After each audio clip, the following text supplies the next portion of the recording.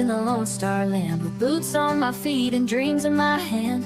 A little sassy but a whole lot of grace. You'll see that fire when you look at my face. I'm a Texas girl with a heart so wide, family and friends always by my side. From the crack of dawn to the stars at night, I keep it real, keep my soul burning bright.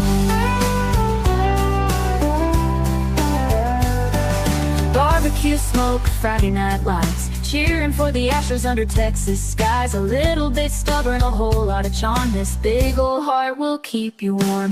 I'm a Texas girl with a heart so wide, family and friends always by my side. From the crack of dawn to the stars at night, I keep it real, keep my soul burning bright. Barbecue smoke, Friday night lights, cheering for the Astros under Texas skies. A little bit stubborn, a whole lot of charm. This big old heart will keep you warm. I'm a Texas girl with a heart so wide, family and friends always by my side. From the crack of dawn to the stars at night, I keep it real, keep my soul burning bright. From the blue bonnet fields to the city streets, every step I take feels like home to me. With a little sass and a lot of pride, this Texas girl's got nothing to hide. I'm a Texas girl with a heart so wide, family and friends always by my side. From the crack of dawn to the stars at night, I keep it real, keep my soul burning bright.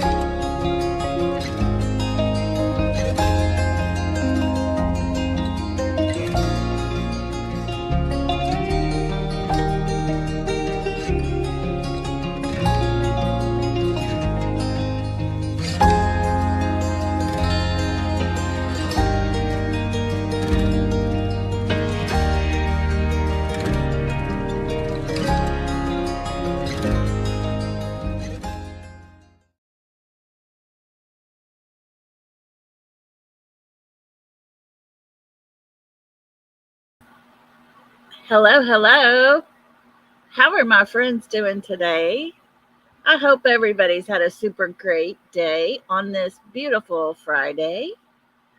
Welcome, welcome, everybody. If you were chatting earlier and now you cannot chat, this is going to be members chat only for a little while. Hang in there with us because I will open the chat back up here in a little bit. So don't leave. You'll be able to jump back in, but this is just a little perk for our members. So they will get chat on their own for just a little while. But hang tight because we want to know what y'all are got to say as well. So we'll get it back open here in a little bit. Thank you, everybody, for being here. I appreciate y'all spending your time with me. Hope everybody is well. Hello, Brianna's World. I hope you and your daddy's doing good. Looky here, we got one extra member. Woo woo! Thank you, Star Child, for that. Thank you. Welcome to our new member, whoever that might be. You get to now chat. Yay. Welcome, welcome to the South. We break that good stuff down. We got enough to go around. So can I get a right and get down? Welcome to the South. Welcome. Come on in and chat with us. Make sure to tell our beautiful friend thank you so much for that. But Brianna, I hope you and your daddy are doing well. You're in my prayers for sure. Hello, Heather and Blue Eyes. There's Kathy B. Queen Mama said she has to watch replay. She's got something to take care of. Hello to you, beautiful. Thank you for coming in and letting us know. And I hope everything is good for you. Let's see here. We got Miss Rhonda. Hello to you. And TJ. Patricia. We got Miss Charlene. Hello to you. Blue Eyes Jewel. Thank you for being here. Texas Plain Jane. Hello. And Miss Teresa Stout. Thank you. Holly. Fruit Fly. Lori. Hello. Thank you all for being here. Southern Charm. Hello. There's Star Child and Mama. JH. Hello to you. Hello. So wait a minute, Star Child, you gifted two? No, Southern Charm gifted one. I didn't even see yours. I missed it. Oh my goodness, I'm so sorry. Oh my goodness. We got another member up in here. Make sure to tell Southern Charm thank you. That is a precious gift. And we thank you and welcome. Welcome to the South. We break that good stuff down. We got enough to go around. So can I get a right and get down? Welcome to the South.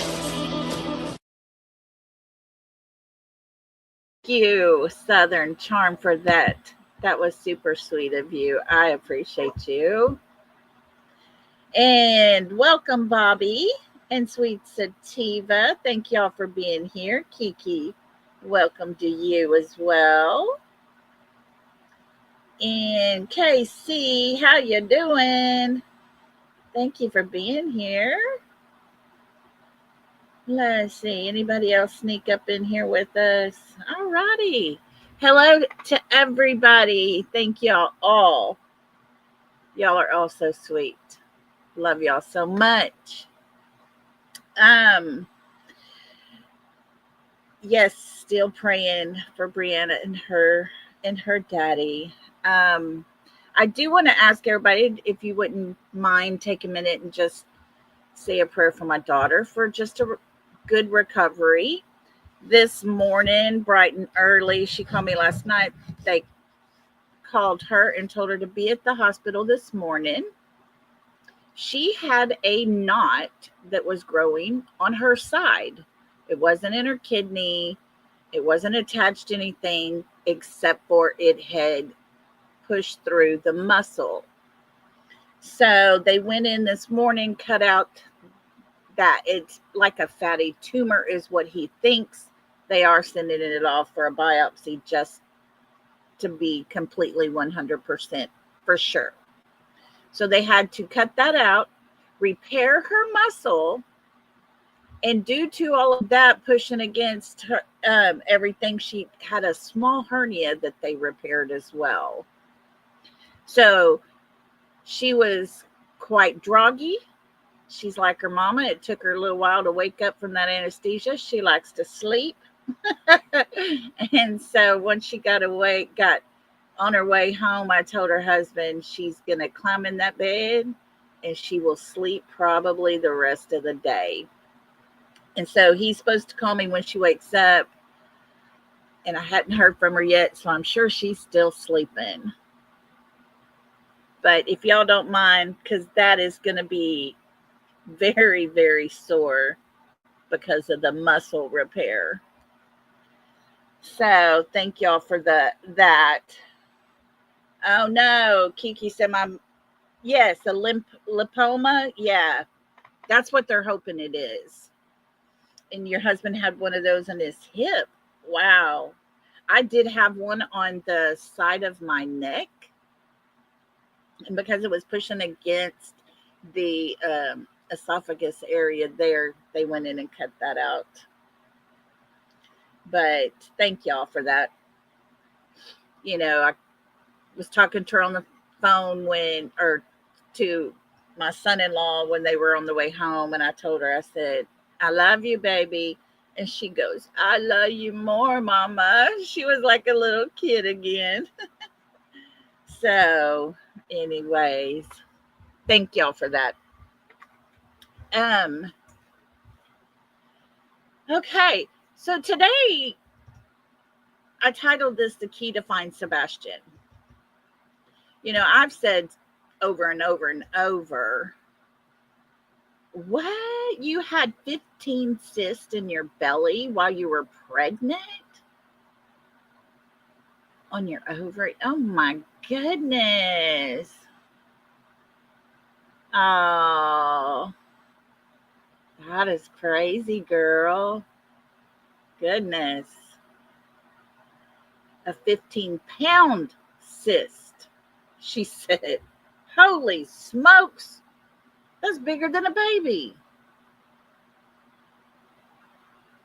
And it was on your ovary? Lord. Bless you. My goodness. 35 staples. Oh my gosh. Man, oh man, oh man. Hello, me and you. How you doing? Thank you for being here. Thank you to everybody that's coming in. Appreciate y'all so much.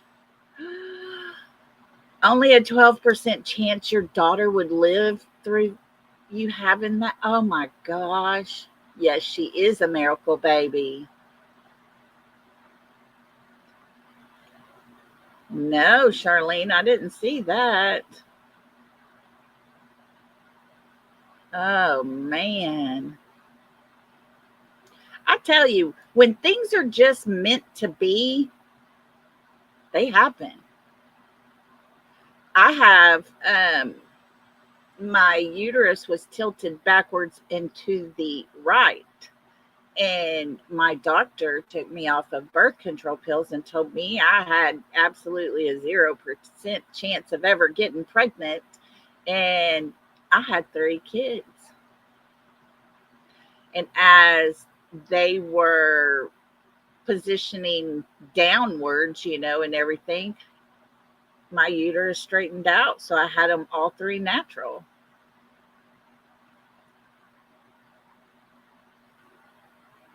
Okay. Look at Blue Eyes. Blue Eyes even dreams this case, y'all. She said, Lolly, I woke up this morning from a dream and I said, we need to send flyers to the funeral homes. Not to sound bad about this, but after the live yesterday, I think it wouldn't hurt. That is a good idea. I didn't even think about that. Oh, goodness.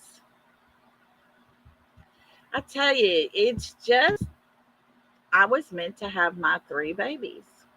That's what it was. I wasn't supposed to have any.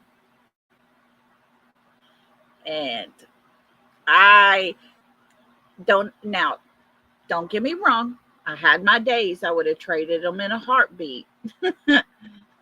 But overall, I would never trade my babies. I'd stand in front of them and defend off anything for them. So, oh no. So your daughter had one too. Oh wow. And he's 16. That's awesome. Yeah. You were told you wouldn't have any and you got 5. Well, if my husband wouldn't have made me tie my tubes, he said 3 is enough. He said 3's enough. But yeah, I probably would have had a house full. So, anyways, back to our subject here, the key to finding Sebastian. I've said it all along. I will continue to say it because I honestly believe that Katie holds the key to everything. Yeah, I'd have had a whole baseball team full. That's right. Oh, I tell you, Kiki, it's easy to do to get over there and start researching. You get so involved in it, it's hard to stop. But I found a video that I have not seen. I thought I'd seen them all, but I'd come across one that I had not seen. And it is the late Peter Hyatt. He has recently passed away. He had cancer of some sorts. I don't even remember what it was, but it was very aggressive. And so we have lost him, but we have his videos and have learned a lot from him. And his title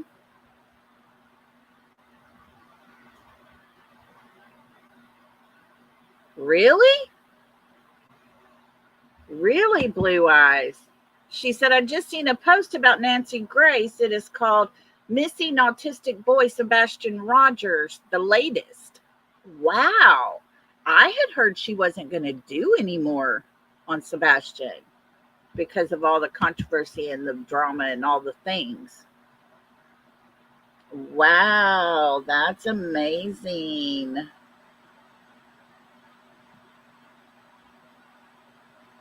That is crazy. Okay. Let's see here.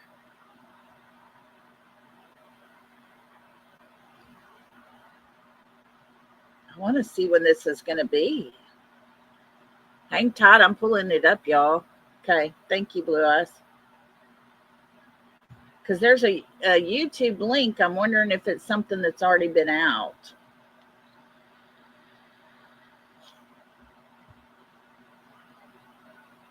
Oh, okay. That link takes you to 1 year ago, her coverage. Maybe they're just sharing that out. Okay. So it's nothing brand new. Yeah, she got fed up with all the crap. Yeah, I think so.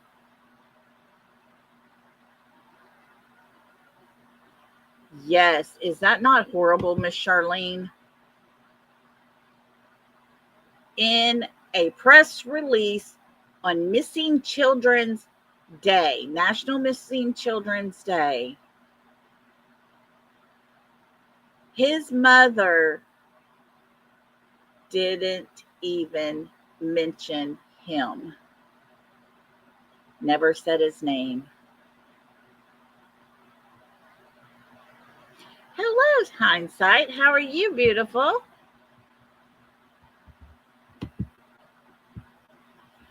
But yeah, very crazy. Very, very crazy. Why would I have too many questions for that woman. I don't get it. I don't get a lot of things. So, but I saw this video that Peter Hyatt does, and it says the key to locating Sebastian.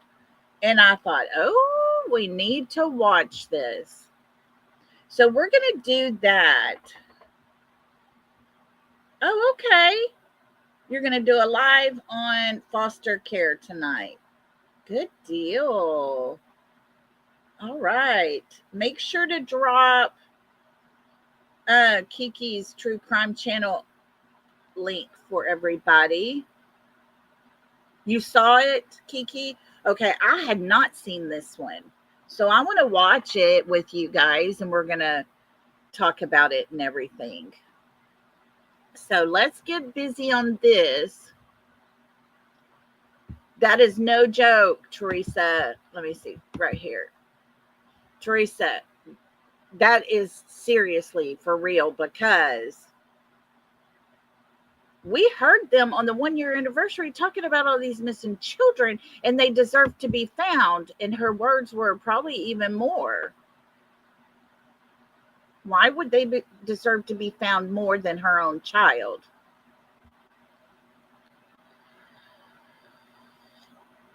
Okay.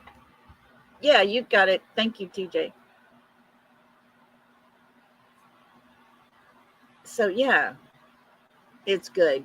All right, let's listen to this. Let's get started so we can have some conversation about it as well. So here we go, guys.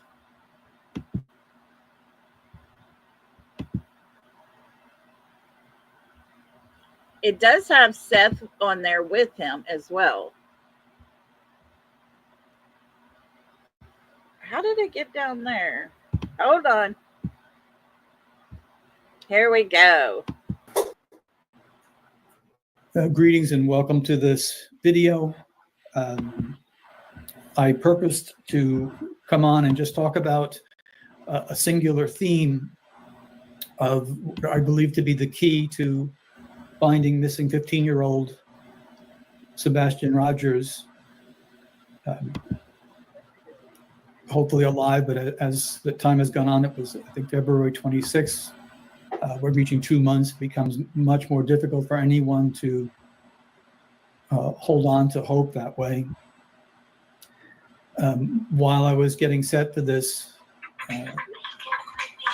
Seth reached out and I invited him to come on. So he's here, and I'd like to just to address this one particular issue that I think is very important. What prompted me to want to do this, and I'm pleased to have Seth, and I recognize that this is a nightmare, that the only way to survive it is perhaps some form of denial as time goes on for him. But it was a recent video that someone sent me of Sebastian's mother,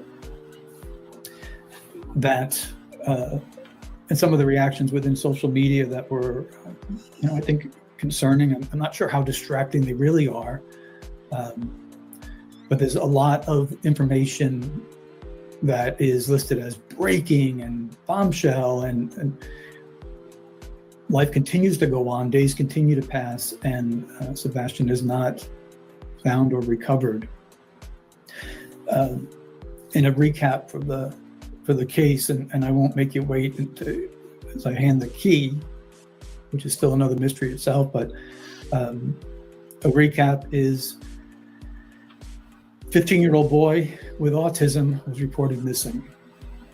I've interviewed a lot of kids over the years through Child Protective Services that had autism.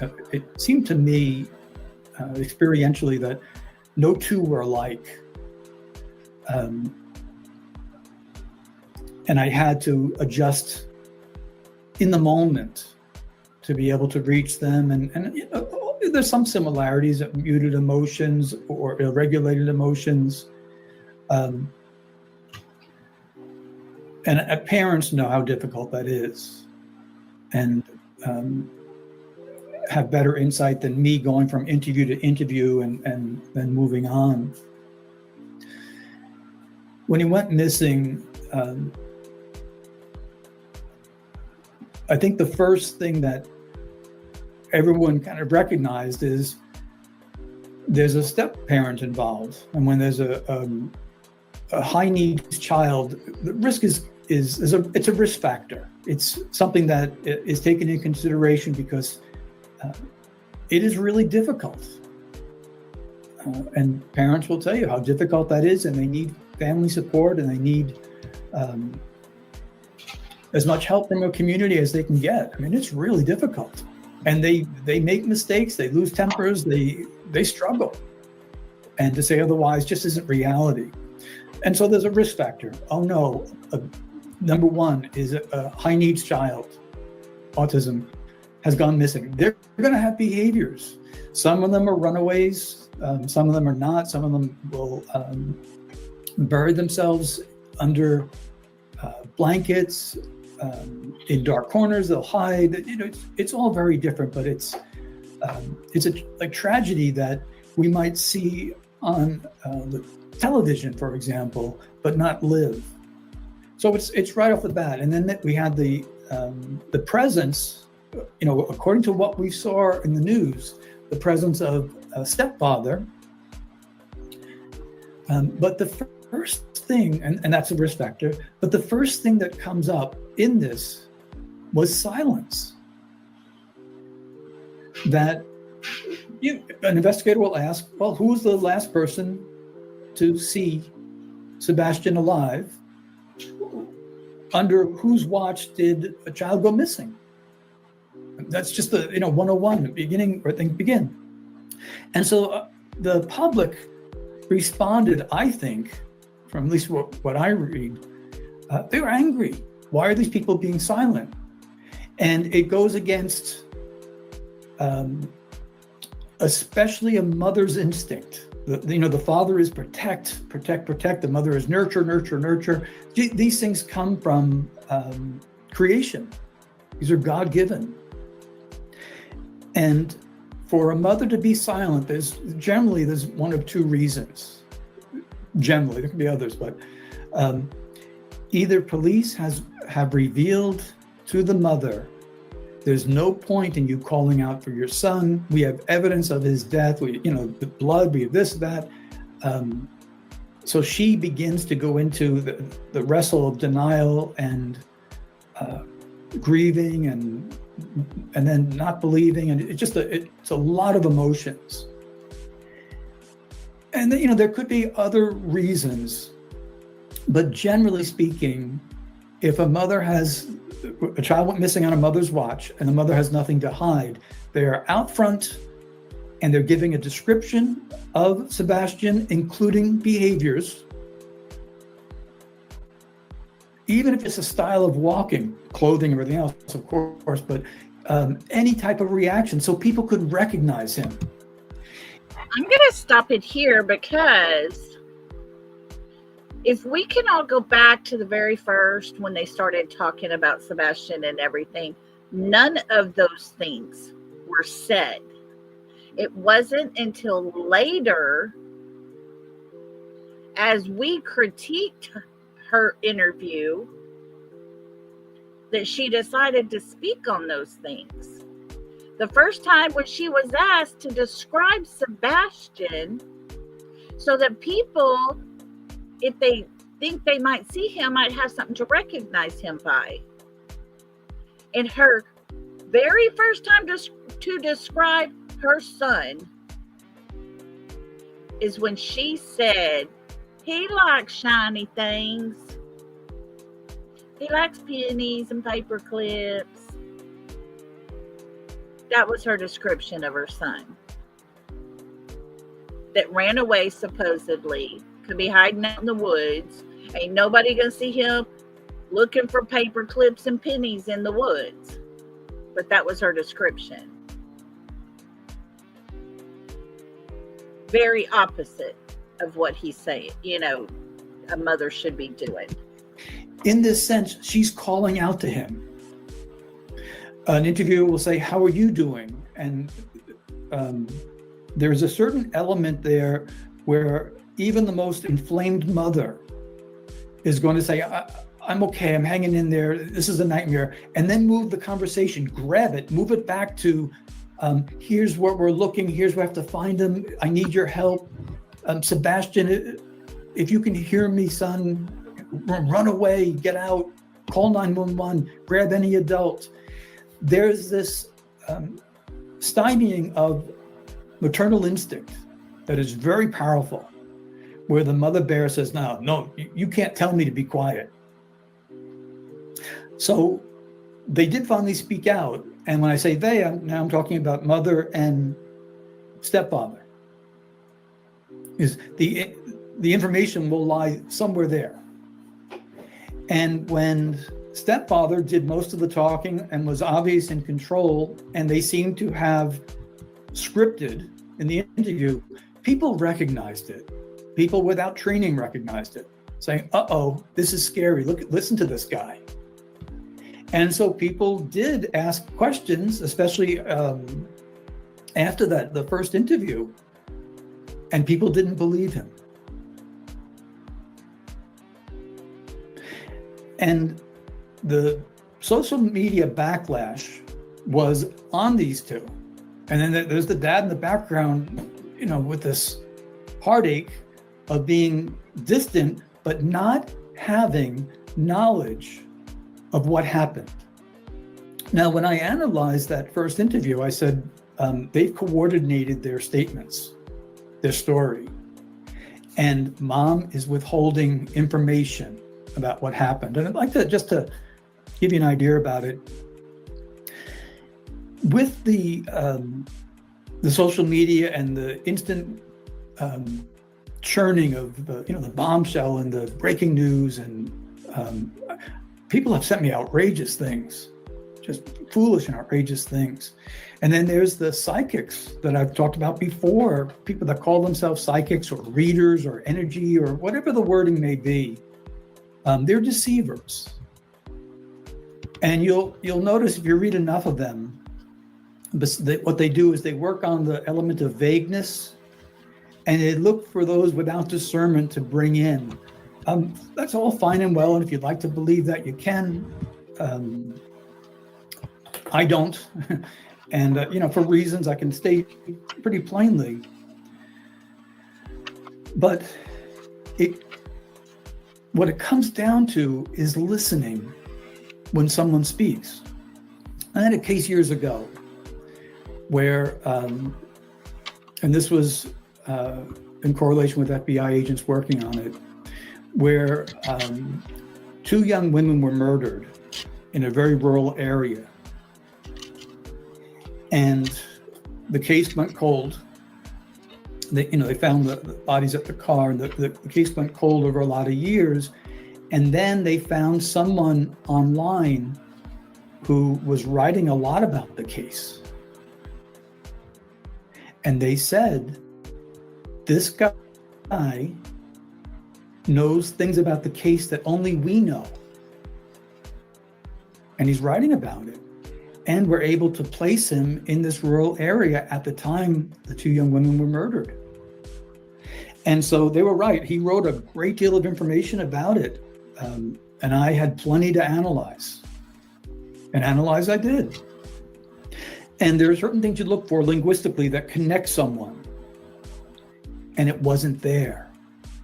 It wasn't there. Remember, he's going to have, the killer is going to have a very strong opinion, even as he tries to conceal it, which this guy didn't, about the victims. There's a need to justify or a need to conceal, but self-preservation kicks in. Many of you saw that with the McCann's early interviews. This was all about them, not about a supposed missing child. And as it turned out, he didn't do it. And so you say, well, how did he know so many things? Is it some kind of psychic or a power beyond the means of understanding that people have? Is he somehow?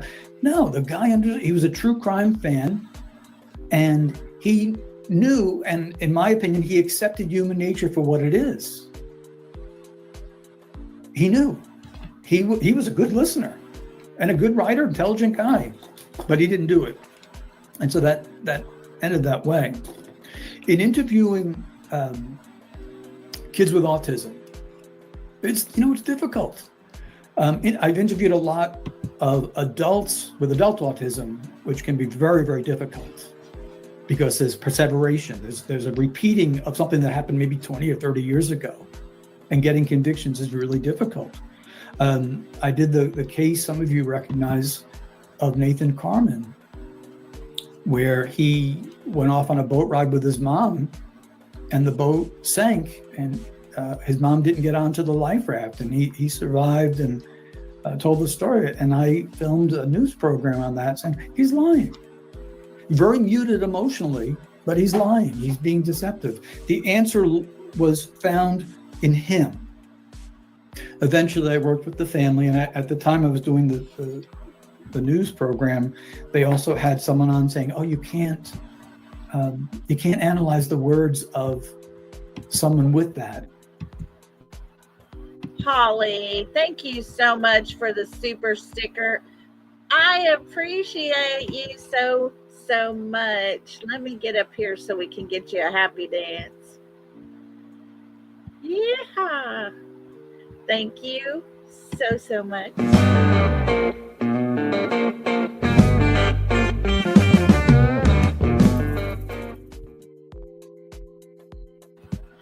Thank you, Holly. You're so sweet. Love you for that. I greatly appreciate it. So, guys, have y'all so far heard very similar coincidences between what he's saying and the Proudfoots? I have. I sure have. It's been more about them than it has been about Sebastian. And that's very, very, very telling. So, this man is highly intelligent. His work is amazing. I'm going to open chats up here in about 10 more minutes so everybody can join in. But, yeah, if you got opinions, put them out there. I want to hear what y'all think. Here we go. Let's listen some more. Disorder, adult autism, or Asperger's. So yeah, you really can. If they can communicate, you got to listen.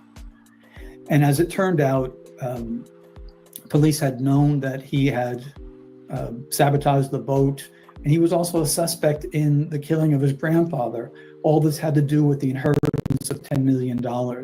His aunts knew. The family had contacted me, and he was finally arrested, and he committed suicide in jail. So it didn't end well. When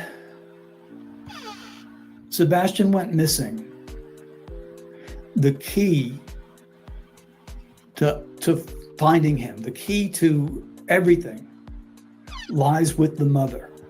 Bingo! In order to find him, you have to know under what circumstances he went out that door. You have to know that.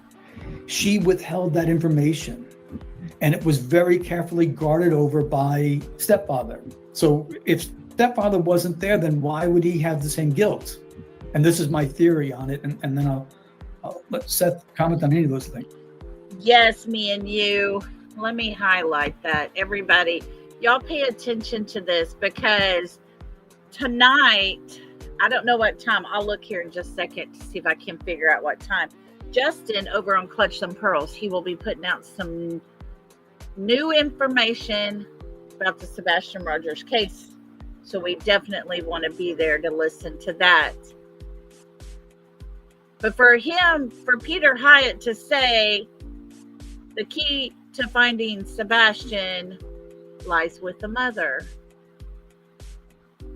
I've been saying this for a long time, folks. She holds that key. And for whatever reason, at 6:30 Eastern, so it'd be 5:30 Central. Okay. Good deal. Thank you, Miss Rhonda. So definitely we'll get off of here in time for everybody to head that direction, because we want to hear what the latest is. But for whatever reason, Katie is holding so tight to the truth of what really happened that night. with Sebastian. All right, guys. If you are a subscriber to this channel, chat is open. Thank you, everyone of my members. I appreciate y'all so much. So everybody jump in. Let us know what you're thinking. Because Katie holds the key, guys. He holds the key. She's worse than him. Yeah, I honestly believe that, because that is his mother. Hey, me, not you. Welcome back. Thank you for being here. Thank you to everybody that's come in. I appreciate y'all so much. Hey, Susan Johnson. Come on in, guys. Come on in. I hate excluding people on things, but I have to appreciate those who pay, to be a member here. Me and you, honestly, I think if they put her in a room by herself and they question her in a hard way and don't put up with her BS answers, yeah, I think she would crack. Tap dancer Lizzie, I think, says should. Hey, Susan Johnson. I tell you, I think it's because of the pressure she's getting from them. She wants to be part of the family, She's never really had that too much. But Legally Blonde, hello, my friend. It is a sad interview. You look at Seth and it just breaks my heart. TJ, you're good. You're okay. If you need to go take care of something, you go right ahead. We're good. All right, guys, let's listen some more. And you remember this one, Retha? I hadn't heard it. I can't believe I haven't heard it. She loves control and power over others. Very, very much true. Oh, go get her. Go get her, TJ. Go get her. Our school system will be hosting an event at the Senior Citizen with First Lady Maria Lee, and I'm going to take flyers. You go, girl. You go. Way to go, Heather. I love it. Hey, Selena.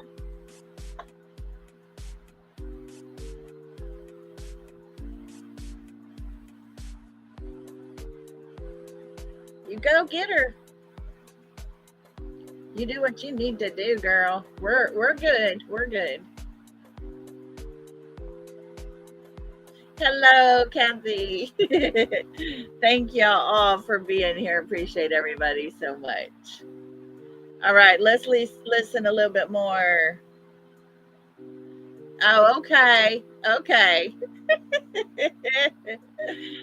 Okay, not want to talk to Aunt Lolly. Yes, Seth's face breaks my heart.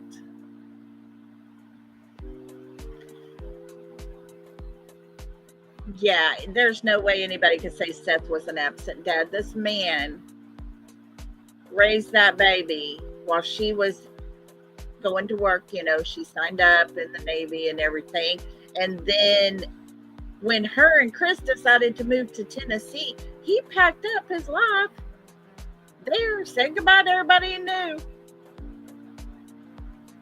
and went to a state where he knew no one, but he didn't care because his child was there.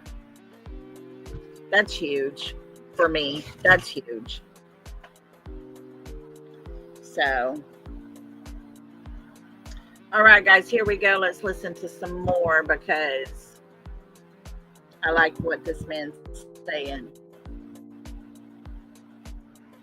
Thanks. The key to locating either Sebastian's remains or at least the trail of where it goes, that if someone grabbed him and he's still alive, the key to locating him lies with that mother. You have to tell what happened. We have to understand his mindset. We have to understand what he was like at that moment. So here are two factors within that I think are not understood and really important.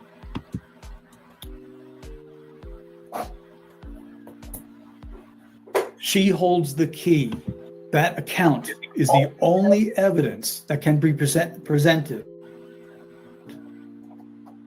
to investigators to understand Sebastian's mindset and how bad whatever happened. And here's another one: when it happened. Yep. I am convinced it didn't suddenly become a surprise at 6 a.m. Not by their language. Exactly. That interview that was done recently, absolutely perfect, which is a good sign that tells you, nope, it was scripted, it was put together. The key to finding, or at least the proper trail, is understanding what happened that night. And that night, guys, the time frame that she doesn't do details very well with. We hear about the spaghetti pancakes. Girl, no, Legally Blonde, you're good. I had a good conversation with you today. I loved it. Yes, Kat, you're right. The sad thing is, everybody knows she holds the key. But all the details from the day's events that actually took place are very detailed. Spaghetti pancakes. He called family to brag because he likes to do that. And, you know, they go here, they go there. He got a colossal popcorn. All these things that they did. They come home. She talks on the phone. Sebastian goes to his room. He plays, and it's time for bed. As time went on, because of the pressure from everybody putting out, you know, something's not right with this story, she starts adding to it a little bit every time she talks. But that voided space after Texas Roadhouse, yes, Risa Bell, she skips the most important area of the time frame needed. And I think Christopher told us all on Web Sleuthing when he said, when Seth told Chris, there's a rumor that your mother and father took Sebastian and put him somewhere. And Christopher lost his shit and said, you know damn good and well, my mother and father did not see Katie or Sebastian on Sunday. Christopher told us whatever happened to Sebastian happened on Sunday. I believe that. The next morning when she wakes up, there's all these details of what happened and all that. No emotion behind them, but she tells us all these things. Back to the script. And there were two linguistics that were so powerful. Is number one, and I hope this gets through because I'm having trouble, people still write to me about it, is the I love you. Okay. She said she's allegedly quoting him, I love you, mama, and the puppies. And he may have well said that. It may have been okay at that point. It is to present her to the public while her son is missing as a good mother. Yes, Miriam. The presentation, the linguistic presentation of a good mother tells you something went wrong. Something went wrong. And even I in subsequent interviews, I heard them repeat that again. And it was too precise. And I said, oh, that's coordinated. So it's alarming. We all say, I love you to our children, and hopefully our children say it to us. It is the need to present that while Sebastian was missing that says, from the subject's point of view, I need to be seen as a good mother. The need to be seen or perceived as a good mother tells you there was a deficit, there was something wrong. There was something wrong. So, if I came on here and I said, hey, I just want to tell everybody, there's no excuse for elder abuse. And I go on and on about it. After a while, you're going to say, did you hurt your grandfather? Why the unnecessary moralizing? Oh. It's the same theme. It's a type of presentation that is meant for you to consider, oh, that's really nice. He loved her. Therefore, she couldn't have done anything. It's no different than someone calls up on the Hi, emergency call and says, I was sleeping and I just woke up and the door's open and my child is missing. So you count off what the priority is. I was sleeping, I just woke up, the door was open, before we can get to the child. In other words, I'm going to present myself as innocent, which brings our attention to it. So the I love you under this context is alarming. It's telling you that something went wrong.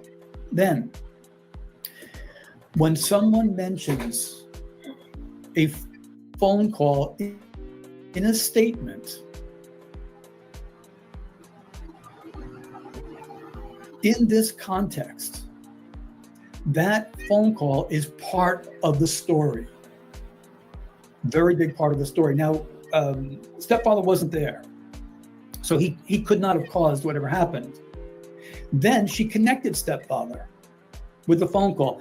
The other day I was driving, and I just want everyone to know that using a hands-free operation, I spoke to my daughter on the phone for a half an hour. I just love talking to her, and I probably keep her on too long. And this is true, I really do. I like to talk to her, and she's very busy with the baby and that sort of thing. You would ask, rightfully, good question, Peter, why are you telling us that? Your child's missing. Why are you? I'm the one connecting it in a really weird way. You'd be right to ask that question. This is how we learn. We ask questions. Girl, Mom, it is. So why, funny. In a controlled environment with stepfather bearing down, why the need to tell us you had a 3-hour phone call while Sebastian is missing? Yep. I believe her. And I believe it's critical. So he wasn't connected to whatever happens to Sebastian until she connected him with his blessing. There was no refutation. There was no angry response to that. As if you stay on the phone for 3 hours at night when a child goes missing. Yeah. What that told me was, and this is statement analysis 101. This is not anything of shocking discovery. Is that phone call is part of Sebastian's missing. And that's why he's brought into this. She did it. She brought him in. Then stepfather went on and gave more and more interviews. The more interviews he gave, the worse it got. Because you saw what his bellicose language sounded like. What the language of physicality. I mean, he was at the point where is he starting to threaten people that are asking questions? Yes, he is. The key to finding Sebastian, or at least the trail of Sebastian, yep, lies with the mother. Amen. And whatever happened to him, I am firm in my belief he was part of it via the phone call. and why, after being married as many times as he has and being such a man of anger, and his disposition towards Sebastian was frightening. It was frightening to me. Very frightening. I've interviewed him 100 times in that sense, where I've heard that stepfathers and boyfriends run them down and very sometimes subtly blame the victim, that sort of thing. And they did. That's self-defense. That is preservation. If Katie wants him found, whether he is deceased or alive, she has to give up the same key from the very beginning that remains all this time, 2 months later. Just tell the truth of what happened. That's it. But self-preservation is blocking that. And this is why my belief on stepfather's involvement is so important. They discussed it. That was the conversation that she had a need, and he did too, to say took place. Now, they know, of course, he's obviously clever. He knows that they're going to be able to look at their phones and say, oh, there was a 3-hour conversation the night that 15-year-old with special needs went missing. But I also have the gap of missing information of that evening. Somewhere after dinner, and between 6 a.m., there's missing information means deliberately withheld information. And so that key has always been, from the moment it happened, you know what? Put aside everything. And I think it's too late at this point, but put aside everything. Your child is missing. Tell police everything. Okay? There was probably a blow-up of some form. Or you foolishly locked him out. Face consequences with that, but tell the truth. That's right. Tell the truth, Katie. Because even if he is deceased, he deserves a proper and respectful burial. Yes. And even if it was unintended and just foolish anger, because you've seen the anger of the stepfather. I'm not going to imagine what he said on the phone to them in 3 hours, but to her in 3 hours. Sebastian deserves better. So. Seth, thank you for joining. That is, I believe, the key, at least to somewhere that investigators need to go back with her, re-interview, passing a polygraph of saying, I didn't cause his death and I don't know where he is. This is different. The information has to be learned. These are common interviews that are done. Even as stepfather's ex-wife spoke in a child protective interview, everything is on the table. Seth, your life is put under a microscope. Everyone's life, where can he be safe? If he's found alive, where can he be safe? So all is fair. All is out there. I don't believe it's anything to do with slinging mud, but to give a portrait of what Sebastian was living under. I mean, is there anyone present that would like to live under stepfather's rule from what we've heard? No, not me. From what we've heard out of his own mouth? Is there anyone that would say, hey, sounds like a good parent to me? Would anyone let him babysit your cat? No. Some comments from you, Seth.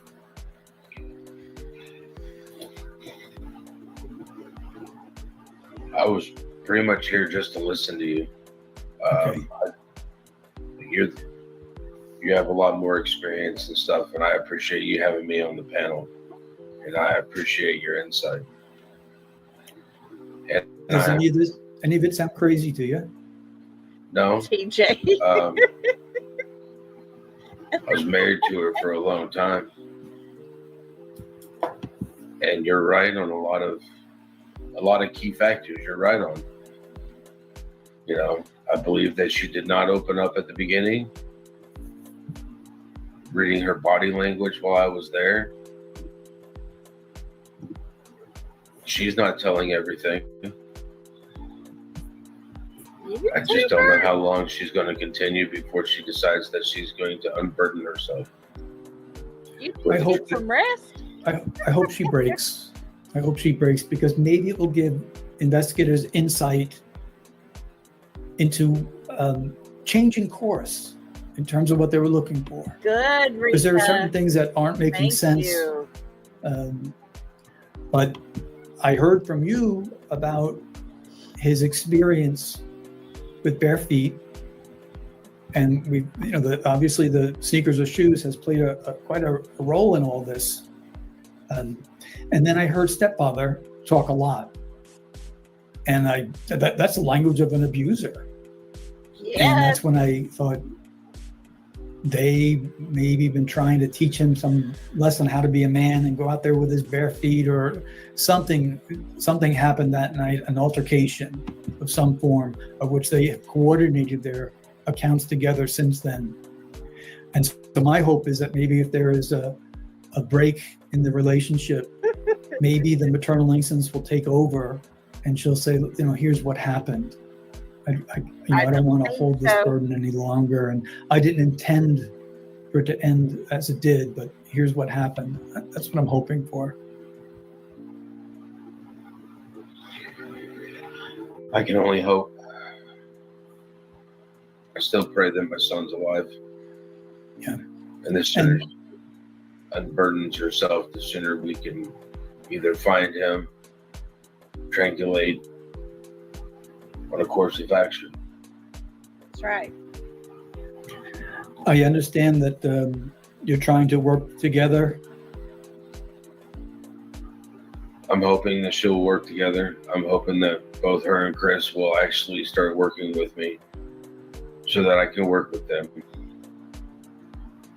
I mean, that was pretty much the whole discussion last night before the vigil. And I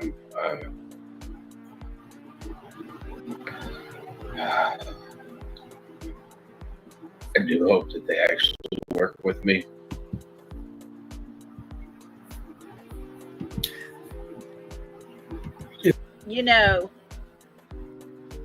Have to pause it there because this was in the beginning. He had already keyed in on Katie, homed in on her, knowing from the very get-go that she was the key to finding Sebastian. And the words Seth said just there, I hope that they want to work with me. But we now know, after all this time, we're at 15 months, that he's been missing. And neither Chris nor Katie has worked with Seth. Katie hasn't even spoken to Seth. Just a tiny bit while he was there at their home. But she was too busy planning her vacation, remember?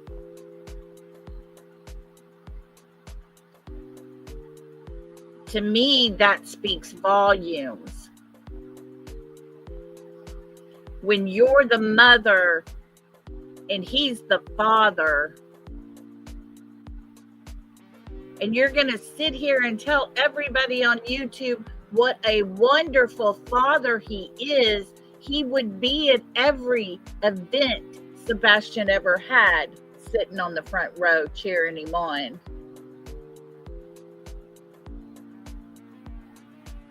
And yet you can't speak to him?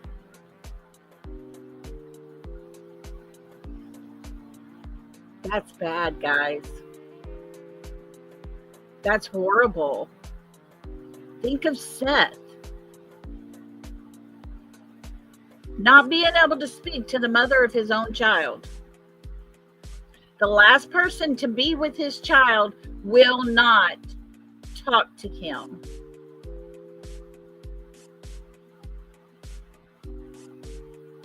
If that is not the biggest red flag of all, I don't know what else could be. If my child goes missing, my first call is to police. My second call is to bio father. Great comment. I mean, it's just so common, such a natural reaction.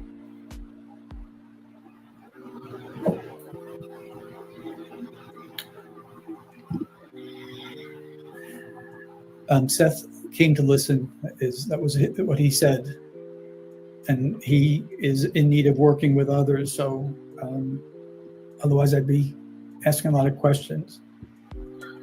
Though I don't think you have many answers, Seth. I don't.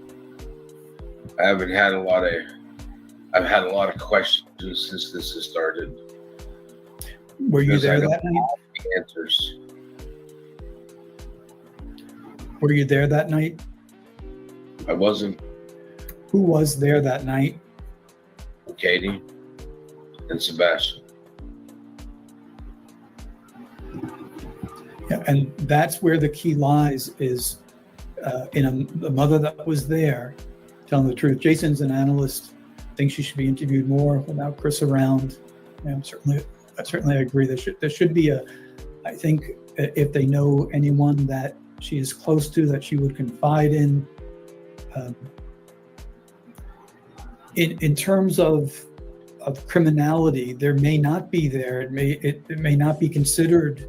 Kelly, it was 1 year ago. Criminal behavior. Just shortly in the sense after. that there was a fight or something took place. Without Sebastian to testify, there's probably not going to be any consequences. My hope is just come out and talk. Come out and talk to the investigators. And as Jason said, alone. And come clean with it. She needs to come clean with it. 2 months now. I think if she was alone, she would crack. And I think Chris knows that. No one, I think, can argue with Annie P. She'll never talk with Chris in her ear.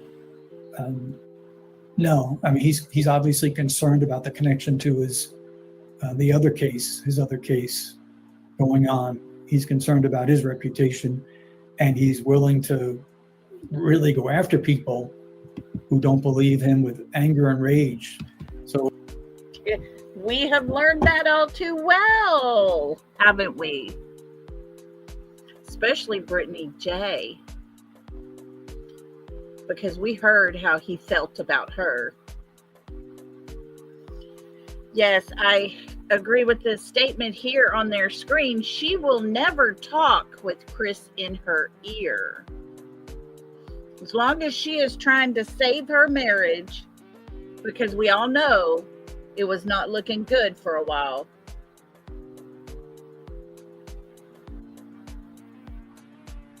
But Mr.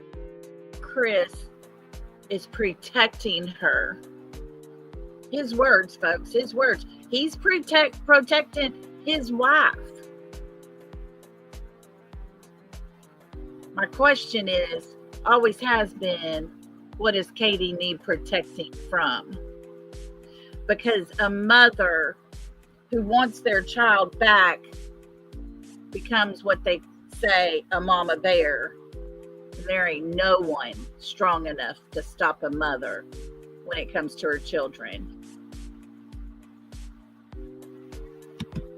So if you've seen that, you can probably consider what it was like for Sebastian with his difficulties, living under someone with that type of anger.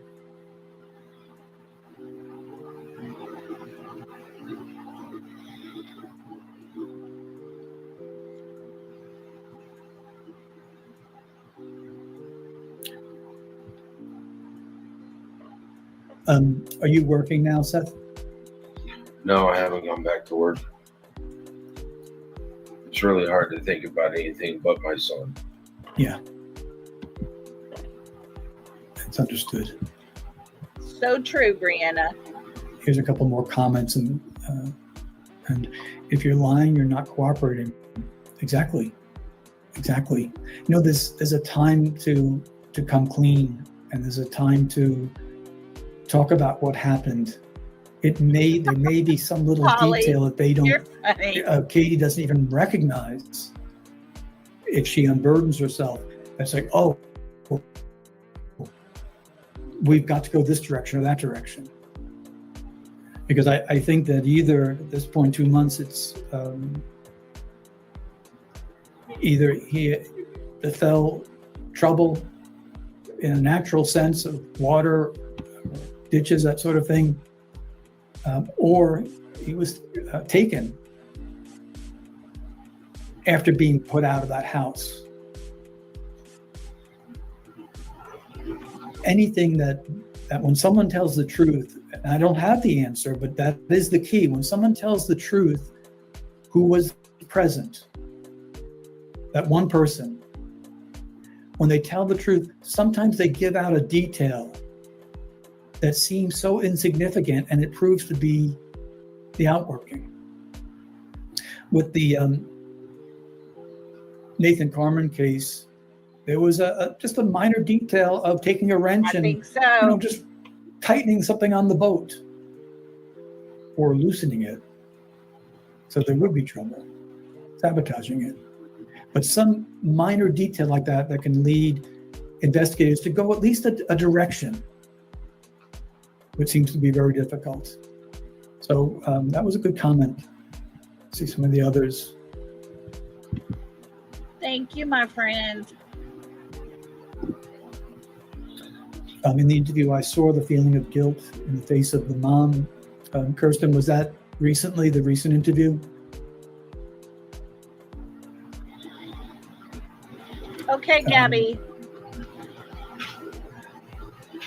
I thought that she, besides, I didn't like the language in the sense that it was very tight. And it appeared to me that, wow, she's learned the lesson of social media. But I also thought I saw a little bit of guilt in that face as well. Like, maybe not guilt, but regret. Regret. Time to tell the truth. And Seth, if you've come just to listen, and I appreciate you coming on, I'm not throwing the questions out that are coming into the chat. Just some of the things.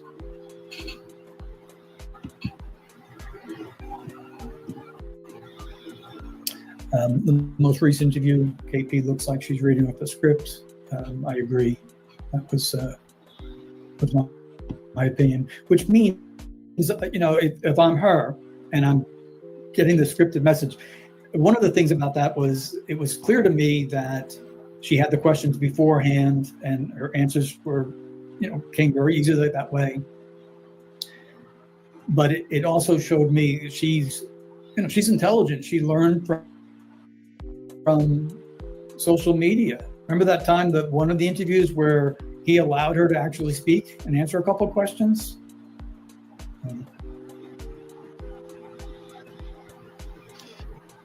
I think the drama that goes on behind the scenes, that people are upset, and rightfully so. And I think that everyone wants Sebastian found. Everyone wants him to be alive. But, we're not living the nightmare. That's right. Any other Very questions? true.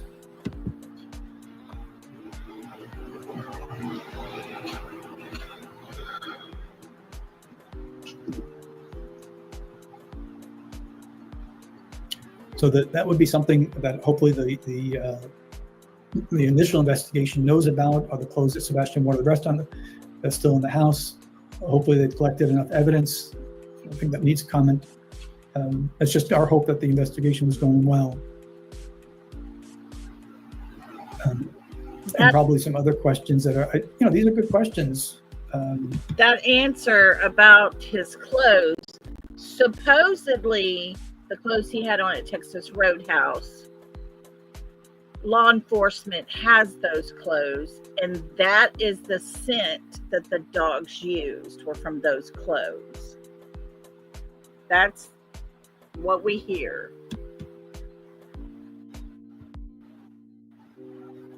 Was he wearing shoes when he took out the trash? These are good questions, but my hope is that we don't need to toss them around, because investigators would have asked these things, and if it was missed early on, they can go back. I don't know I haven't worked with that department. I don't know that I've had much contact over the years, anything with Tennessee, but some places that lack experience, like a smaller town, a small location, it's kind of a nice thing that they don't have that going on. And yet, but you do have to call in help from others. Here's one question I would like to answer.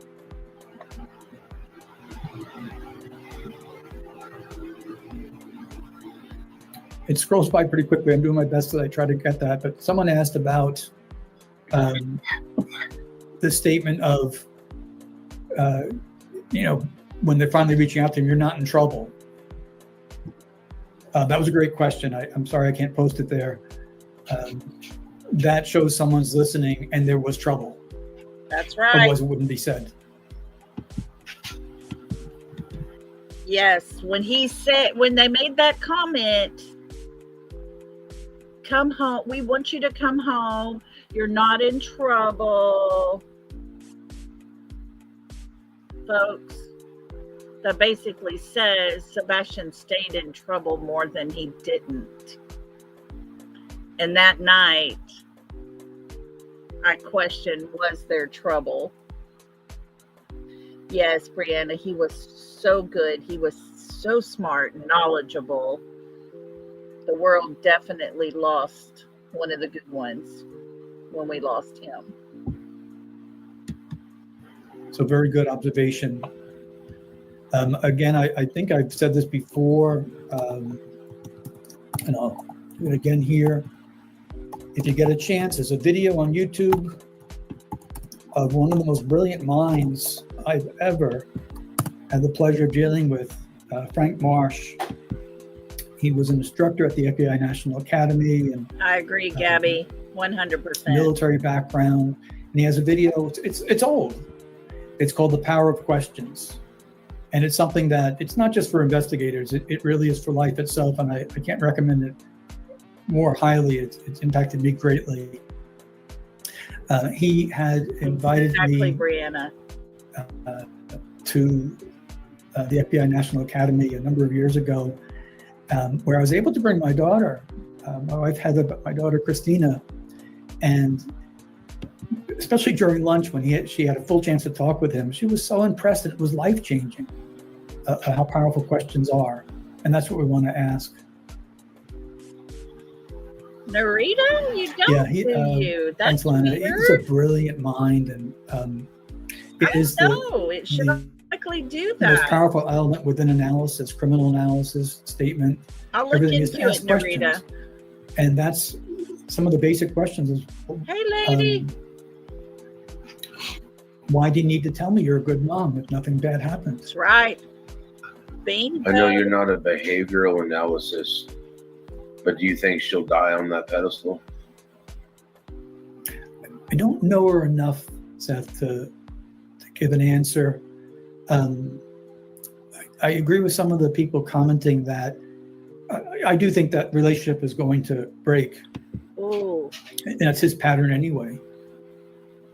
Do you hear that, folks? You might have better insight into that. He said his instinct is that relationship is going to break. That's part of Mr. Chris's pattern. Boom. Mic drop. If he's not around, that would be my hope. If any parent can lose their temper, any parent can. I've done shaken baby cases where they've been prosecuted. And generally speaking, no one that I ever interviewed woke up and say, oh, today I'm going to shake my baby. They lose it in a moment, and the life is forever altered, and the child is damaged or deceased. Me too, Legally Blonde, me too. And it's a horrible, horrible thing. I'm hoping that they will split and that she will want to clear her conscience. And he won't let it happen, I bet. And even if it's that foolish, well, we decided to, not let this behavior go on any longer, so I put him outside. And y'all think about it. They separated. He was living in an apartment. She was in the house. But she held on. He didn't let her go. And like Maurice said a while ago, he has to hold on to her because he's holding on. He wants to hold on to his freedom, basically. They are connected, but for the worst reason ever.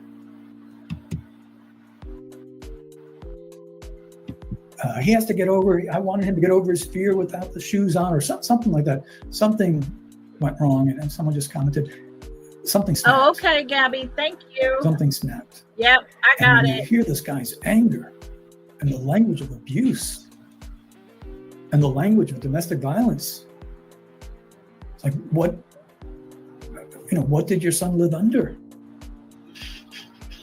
It's hard enough being a 15-year-old without any issues like autism. What Right. did he live under? Here's something of interest, probably down the road, but yeah, civil litigations bring depositions, and questions are asked. Yep. Questions are asked, and even when someone ducks a question, that gives us information. So, a good comment, that girl. Are you being bothered at all by people claiming to have all sorts of psychic powers and magical insight? I don't. I mean, people try that stuff. I got so tired of people stating that my son was dead. I mean, that it's just Bless his heart. they don't have any clue what that stuff does to a person's faith and hope that their child is alive. I refuse to listen to that stuff anymore. As soon as somebody says, "Hey, there's this psychic," I don't want to hear it. Yeah. I don't want to hear it. I have to have faith that my son is alive. And I have to have faith that she'll tell me. I do terribly regret giving bold opinions on this. I don't wish to add to your pain any longer. With the world of psychics and whatever wording anyone wants to use, it's fine. There's been some real damage done at times with parents who were vulnerable. I can't imagine being any more vulnerable than not being able to find my son and being able to hear someone. It would be just too much. Too much. That's why we call it predatory. The best thing that I can say is I don't have social media. All I have is YouTube. And when I literally logged into YouTube to listen to some cryptid stories so I could lay down and try to sleep for about another hour or two, I saw yours was getting ready to come on. And I listened to all yours. Aww. I enjoy that. I enjoy listening to you, whether you bring good information or bad information. Emotionally, I still like to listen to you. You're an expert. I consider you an expert. You are an expert. It's one of the best, guys. Very much. I hope that we get good news. I think each day means it's more difficult to have hope. I pray for all of you, including not just Sebastian and you, but for mother and stepfather. I just like the truth to come out, and if there's anything within that truth that can bring this along, that's where it's going to lie. That person of whom Sebastian was with, and there was no one else in the house, that person knows more than they've let on. And Katie, if you're listening, God forgive you, but come forward and talk. Talk for Sebastian's sake, and really for your own as well. Do you hear that, Katie? I hope you're listening. Well, thank you for coming on, Seth. Thank you for having me, sir. Continue to press on the best you can, and I know it's got to be tough, especially not getting a paycheck from work. And I think at this point, that probably is not big on your list of priorities,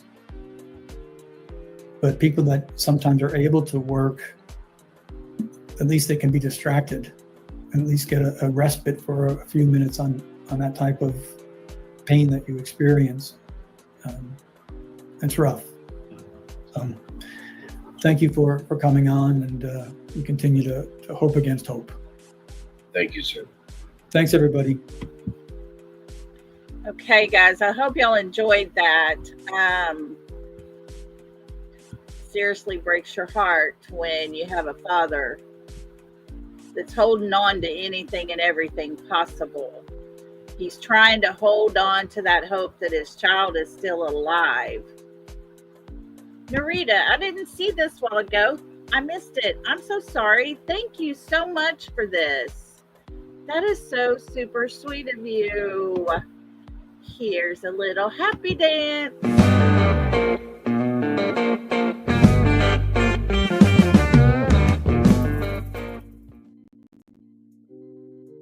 Thank you so much, sweet friend. That is precious. So, very informative. Like I said earlier, he is so knowledgeable that the world has missed out on so much now that he's not here. But I'm so grateful we had that, because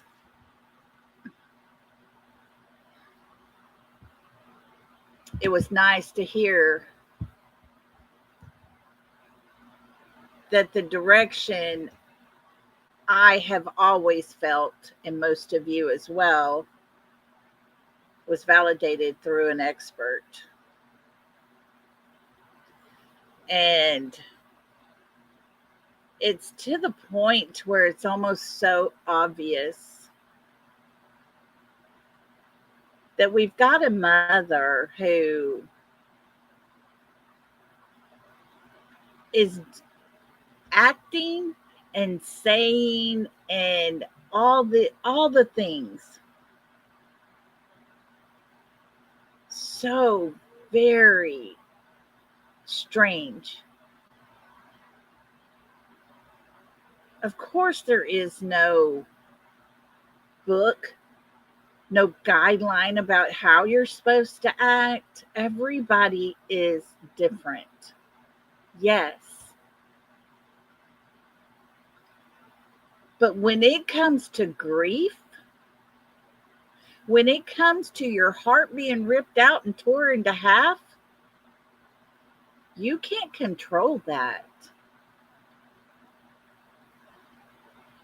I mean, there's no way around it.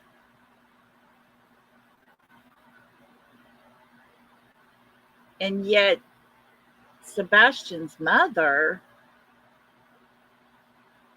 just has no problem. Gabby, thank you for gifting a membership. Thank you so much for that. And if you were gifted the membership by Gabby Mystic Music, please tell our Gabby thank you so much. And let's welcome our new member to the South. Welcome to the South. We break that good stuff out. We got enough to go around. So can I get a right and get down?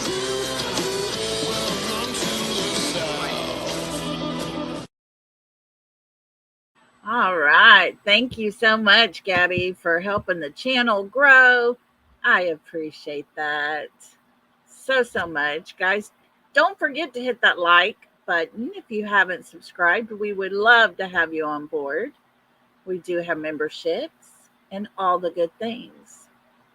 Now, our sweet Gabby just sent me a message, and we are going to listen to a song that Gabby wrote. She said, I'm trying to help bring awareness to the case. So we're going to play that. Hang on just a minute and let me get it pulled up. I got to close out my YouTube on my phone. Turn this up. And here we go, guys.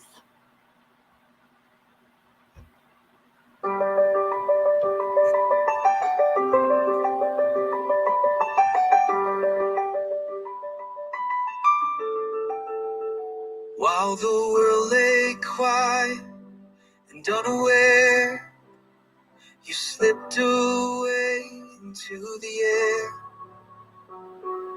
15 years, a gentle soul, a heart of green, heart of gold. No matter when, no matter where, we search for you with love and care. Sebastian's smile, a guiding light, leads us through the longest night. So sweet, so true, you're always near, in every hope, in every tear.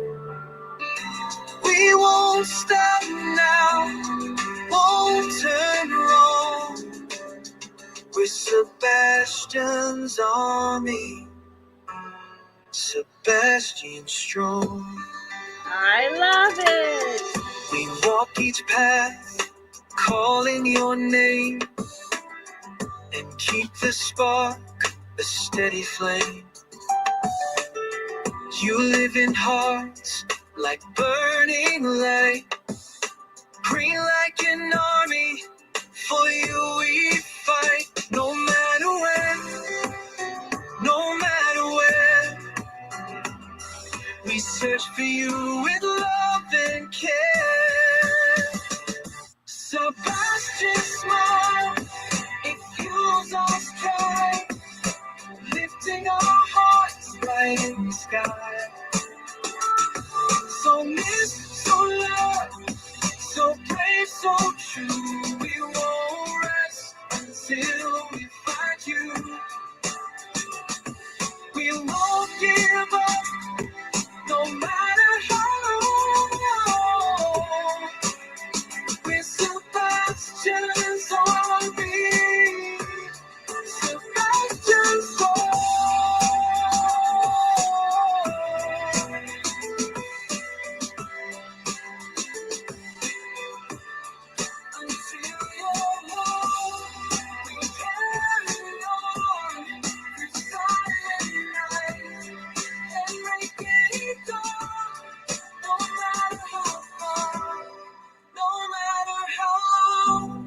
We stand as one. We're Sebastian's army, Sebastian strong.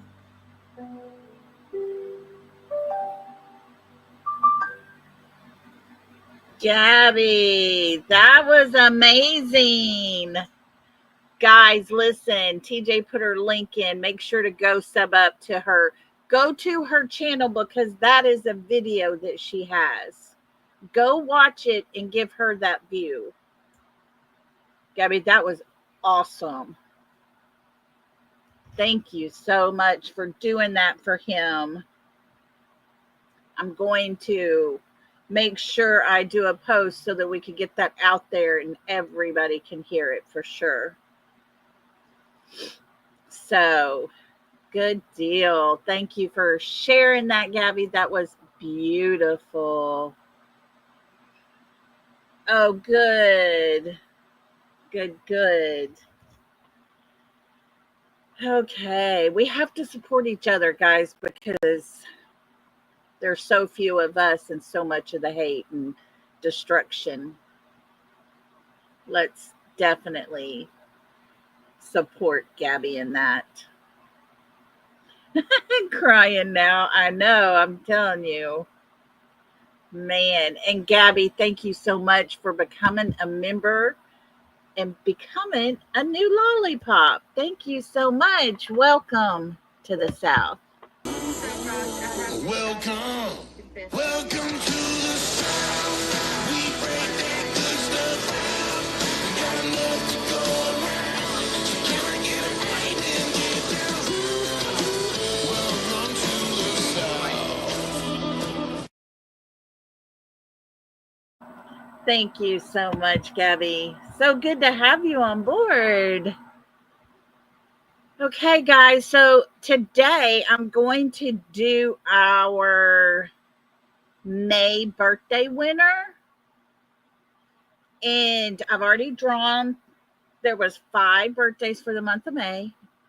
Put them all in a little bowl, and my granddaughter pulled one out, and our lucky winner for the birthdays in May is Mary Patterson. So if Mary Patterson would make sure to email me, make sure I have the correct address, and I will get that ordered and have that sent straight over to you. Yay for her. If you have not got your birthdays in for June, make sure to email me so I can add you to the June list if you would like to get a coffee cup with Texas and Lolly on it. So, anyways, oh, there you go. Lady for Justice says, I will not change my green burst till Sebastian, Wayne, Drake, Rogers is home. I tell you, it is really aggravating to know that there is a person out there that can give the answers that are needed. And that person would rather protect the man she lives with, her husband, instead of finding her child. Oh, Gabby, that is so sweet. Okay. I'm going to make a post and I'll put it out there and make sure people subscribe to you and stuff. We will boost you up, girl, a little bit. So,